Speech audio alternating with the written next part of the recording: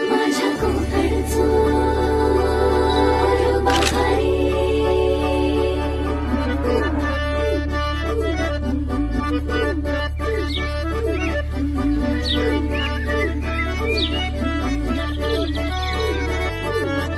कोकणचं रूपा भारी माझ्या कोकणचं बाई तोरो भारी